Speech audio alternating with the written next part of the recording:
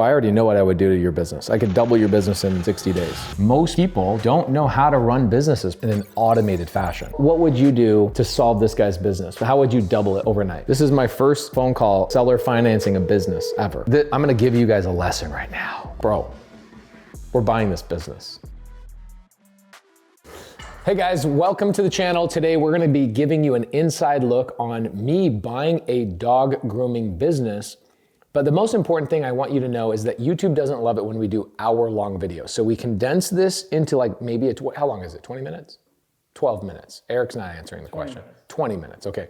It's a 20-minute meeting, but the reality is the full meeting is in the description down below. Go click that. But in the meantime, enjoy the whole video. Now, you guys know I can dominate in the real estate space, but can I win in the business space?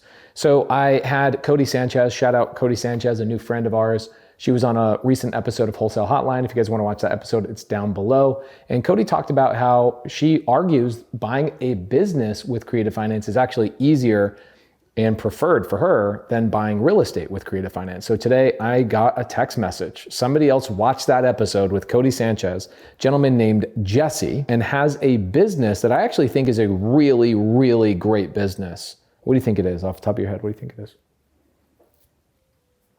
You'd never guess. Car wash? Ooh, it's close. It's a dog grooming company, which I think every dog grooming company could be updated to a subscription model, add a couple of trucks to go out and do mobile grooming. We'd freaking clean up. All right, let's call Jesse. Let's see what this looks like. This is my first phone call, seller financing a business ever. Hello. Hey, Jesse, how you doing, brother? I'm doing well. How are you doing? I'm really good, man. Tell me your business. Well, hey, first off, thank you so much for not only calling me, but all the information you put out there is mind-blowing and changing people's lives. And if nothing else, I just want to thank you for that. Thank you, brother. We just calculated this the other day. We spent over $2 million on our YouTube channel in the last 2.5 years. Yeah, we spent a lot of money trying to make sure people get value. So I appreciate when people give us that feedback. So the grooming shop is a small shop. It was established in 1986. Wow. I'm running it as a job and not a business. The potential is beyond what I can handle. Okay, so I love grooming as a business. I think that it is one of the most underserved and low-hanging fruits that you could go double, triple, quadruple your business. And there's a couple of things that come to my mind. I go and talk to groomers because we used to have 3 dogs. 2 of them just passed, but we had 3 dogs. Oh, it's all good. I'm sure you run into that all the time too. All the time. Where people go, hey, where's your dog? And you're like, yeah, I will not need to be grooming this dog anymore. You know, I'm sure that happens all the time. So the first thing I think of is I'm like, why do these groomers not have a virtual assistant that's doing all the booking, outreaching, communicating, and literally offloading all of the billing, the bookkeeping, literally to the point where you don't have to worry about any of that stuff? Then the second thing I would look at is hiring really good people is a really hard skill to master so that you bring people in that will do the grooming instead of you. And have an amazing attitude and carry that culture throughout your business. And then the third big one, which I think every groomer is sleeping on, is mobile grooming and having 2 or 3 trucks driving around the whole valley and grooming dogs all day long. I own dogs, and I know that if I call a groomer and they tell me that I'm like 2 months out, I'm like, dude, I'm just calling somebody else. If they tell me I'm 2 weeks out, I still think about going to somebody else. Like you have to have enough business or enough people to handle business where your bookings are less than 10 days out or less. Yeah. You know, and then you can crank and then you can hire more people and all that kind of stuff. I already know what I would do to your business. I could double your business in 30, 60 days. And I know you can without trying. I could find somebody today to take over the grooming. I could then hire a virtual assistant from Start Virtual to start doing all the organization, the bookkeeping, the management. I would make sure that we then start doing a little bit advertising in like Craigslist and Facebook Marketplace, like things that cost no money. I would then go into Facebook groups and start kind of building up warm whatever, but I would immediately get 2 groomers in there. And you know what I would then do is I would take the profits from the company over, let's say the first 6 months, and I would buy the first mobile grooming truck, and I would within 2 years have 3-4 grooming trucks out there on the road. Here's what I think we should do. I think we should, right in the very beginning of next week, maybe I should drive over to the shop and we'll do a little tour, and I'll bring my business partner over there and we'll talk about like what we could do. Cause I think the smart thing to do is name a price to you. Have you stay involved in the business for, let's say, 6 months to 12 months. And even after you leave, like literally after you leave, you're gone, you're focusing on real estate and doing whatever, I still pay you a monthly little paycheck as like a small profit share of the business after you're already gone. That would be amazing. Yeah, let's do it. I mean, if I can get into the business where I win on terms, I'll make sure you win permanently. You know what I'm saying? Hey, don't forget, down in the description is the full meeting with Jesse, the dog grooming business owner. And you can see all the little subtle nuances and how I position my body and how I say this to lead into that. It's a full sales masterclass.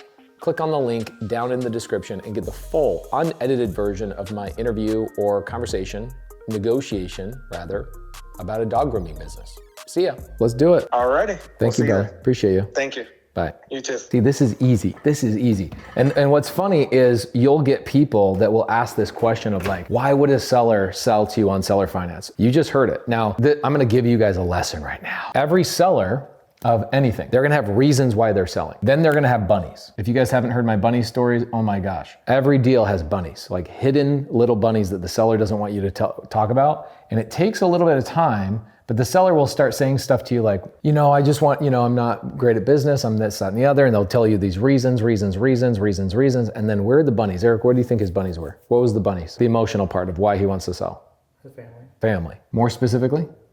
His kids. More specifically? He mentioned it, relationship, and he mentioned counseling. So a guy who's taking counseling because he's struggling with his business, he's so inundated. Guys, this is called a tired owner. Most people don't know how to run businesses properly, or I shouldn't say properly, they don't know how to run businesses in an automated fashion. So what would we do in the situation? This is my first call on a seller finance situation. I love the business model. It's recurring, right? You're gonna have some dogs die, but you're gonna have recurring people keep coming back, come back. It's not like if you're a real estate agent, you guys get like a client that will buy a house from you, 3 or 4 times in their whole lifetime, but they're not coming back to you every month. Dog grooming, what do you do? How often do you groom your dog? Every month. Every month. Guys, if you look over at Chip, here, you guys have never seen Chip. Let's look at Chip real fast. Chip is my little Shih Tzu. You can see him right here. He's in a cage. He has a doggy door outside. By the way, don't talk because here's the thing. Chip, okay, lives in the Taj Mahal, okay?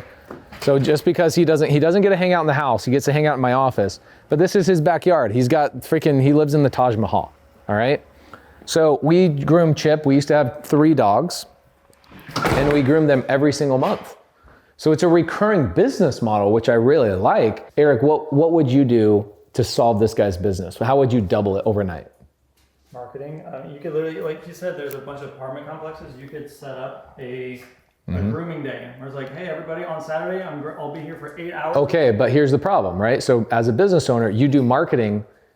Is that going to solve his problem right now or actually cause a bigger problem because he is the bottleneck? Marketing for sure is going to be like for sure, but what is the first thing you would do? If you had like $2,000 to solve his problem. The mobile truck? No, I would say that's phase 3. Okay. Phase 1 is I would hire a virtual assistant. And what would that virtual assistant do? Remember he said phone calls, emails, boom. scheduling. He needs to automate his business with a virtual assistant. Phone calls, bookings, people getting collect their money. They need to book their spot by getting a credit card number, right? That person needs to be sending over invoices like, hey, no problem, we're really busy. We can get you in the next 10 days, but you need to make sure we get $25 pre-booked on the thing, whatever it is. That way people have financial commitment to the actual appointment. Virtual assistant would solve literally 90% of his problems right out of the gate. It would then free up maybe 2 hours of his day. If you then had 2 hours extra in your day and you're not running around like a chicken with your head cut off, this is phase number 1, okay? Easy. I would go to, by the way, guys, Start Virtual. This is 100% what's going to happen. I'm going to go to startvirtual.com. I'm going to get a virtual assistant to change this guy's entire business around for like $1,500 a month. He has the money. He's making the money. He just doesn't have the business acumen And I'm giving you the business acumen right now. And I could be wrong. So if you guys are watching right now, make some comments down below and tell me what you would do in like phase 1, phase 2, phase 3, phase 4, because I could be wrong. I'm just spitballing right now. In phase 2, what I like is I think now you take the marketing and you market a little bit more and you amplify the amount of haircuts and grooming that Jesse can do. And he brings in, let's say, an extra $3,000 to $4,000 per month, maybe even more. I don't know the numbers. Could be more. Could be $5,000, $6,000, $7,000 a month. With that money, you then go to phase 3, which is what? Hire extra people. You now, virtual assistant allows you to then do marketing because now Jesse has freed up his time. He can take on more appointments without hiring more people. He's not answering the phones. He's not doing the bookings. He's not dealing with the bookkeeping, none of that stuff. Then you hire 2 people and you then pull Jesse back and Jesse just manages those people and introduces the clients to them. And over like 3, maybe 4 months, these clients get to know these employees, right? And you give these employees a little profit share, right? You go, here's your salary, plus we're gonna give you profit share, etc. Okay? Now phase 4 is you rebrand everything, okay? You rebrand everything now that you have money coming through, you've got more grooming happening. And then phase 5 is you do mobile grooming and you start expanding out and building your brand. And at that point, you would then probably have 3 or 4 virtual assistants in that business. And this would be an automated business. Like this is easy. People dropping off their dogs or you going to appointments, like all of this is automated.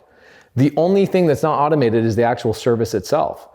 You could then even start adding, we have a groomer, they come once a month. One thing they should be doing that they're not doing, we have another company that comes and picks up dog shit and sprays an antibacterial thing all over our backyard. So where our dogs piss, our house doesn't smell like dog piss. Pretty cool. If you were a groomer, let's say your groomer comes over to your house, Eric, and you have all these dogs and they say, hey, well, once a month we'll come through and we'll pick out all the little dog shit. We'll spray down your backyard for an extra $30. Would you do it?